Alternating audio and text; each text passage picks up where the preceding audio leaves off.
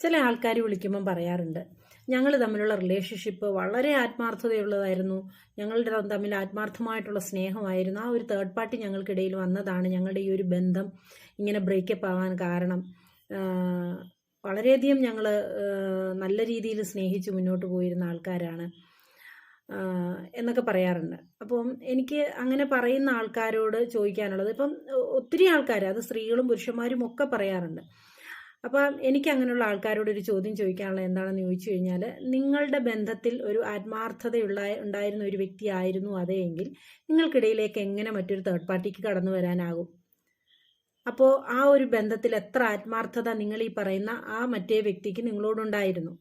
ഇപ്പൊ ആ വ്യക്തി ഒരു തേർഡ് പാർട്ടി സിറ്റുവേഷനിലേക്ക് പോയി എന്നറിഞ്ഞിട്ടും നിങ്ങൾക്ക് ഇപ്പോഴും ആ ഒരു വ്യക്തിയിൽ നിന്ന് പിൻവാങ്ങാനായിട്ട് സാധിക്കുന്നില്ല അല്ലേ? അപ്പോ നിങ്ങളുടെ സ്നേഹം അല്ലെങ്കിൽ നിങ്ങൾ ആ വ്യക്തിയോട് വളരെ ആത്മാർത്ഥമായിട്ടായിരുന്നു നിന്നിരുന്നുള്ള സത്യം.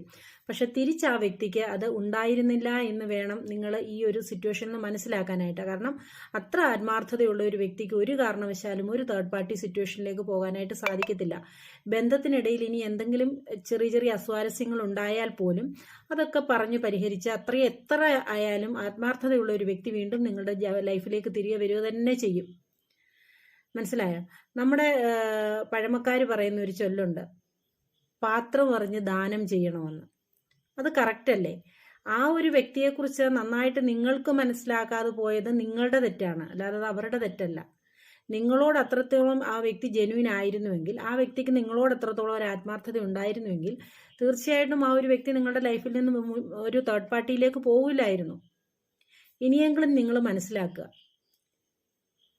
അങ്ങനെയുള്ള വ്യക്തി ഇനി എത്ര ആയാലും നിങ്ങളുടെ ലൈഫിലേക്ക് ഇനി തിരികെ വന്നു എന്ന് വിചാരിച്ചോ അത് ശാശ്വതമാവും നിങ്ങൾക്ക് തോന്നുന്നുണ്ടോ? ഒരിക്കലും ഇല്ല. വീണ്ടും ഇതേപോലൊരു സിറ്റുവേഷൻ വരികയും ആ വ്യക്തി പോവുകയും ചെയ്യും.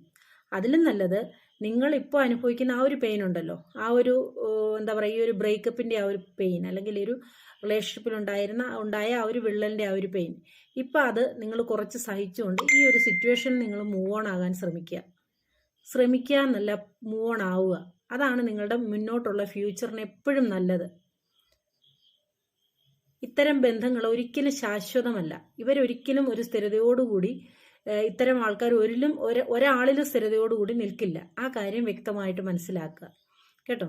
ഇപ്പൊ എന്നോട് സംസാരിക്കുന്നവരും ഇപ്പൊ എന്നെ കേൾക്കുന്നവരായിട്ടുള്ള കുറേ പേരുണ്ടാവും, കുറേ ആൾക്കാർ ഈ ഒരു സിറ്റുവേഷനിൽ കൂടെ കടന്നു പോകുന്നുണ്ടെന്ന് എനിക്കറിയാം. കാരണം ഒത്തിരി ആൾക്കാർ ഇതേ കാര്യം തന്നെ എന്നോട് പറഞ്ഞ് കേട്ട് എനിക്കും അടുത്തിരിക്കുന്ന ഒരു കാര്യമാണ്. തീർച്ചയായിട്ടും ആ സിറ്റുവേഷനിൽ കൂടി കടന്നു പോകുന്ന ആൾക്കാർ ആരെങ്കിലും ഉണ്ടെങ്കിൽ മനസ്സിലാക്കുക, ആത്മാർത്ഥതയുള്ള ഒരു ബന്ധവും ഒരു കാരണവശാലും ഒരു തേർഡ് പാർട്ടിയിലേക്ക് പോവില്ല. ആ ബന്ധത്തിൽ ആത്മാർത്ഥത ഇല്ലാത്തത് കൊണ്ട് മാത്രമാണ് ആ ഒരു വ്യക്തി തേർഡ് പാർട്ടിയിലേക്ക് പോകുന്നത്, നിങ്ങളെ ടോട്ടലി ഉപേക്ഷിച്ച് പോകുന്നത്. ഓക്കെ, അപ്പോൾ ഇനി ആ ഒരു വ്യക്തിക്ക് വേണ്ടി കാത്തിരിക്കുകയോ അല്ലെ അവിടെ സ്റ്റക്കായി നിൽക്കുകയോ ചെയ്യാതെ മൂവ് ഓൺ ആവുക. Okay, bye.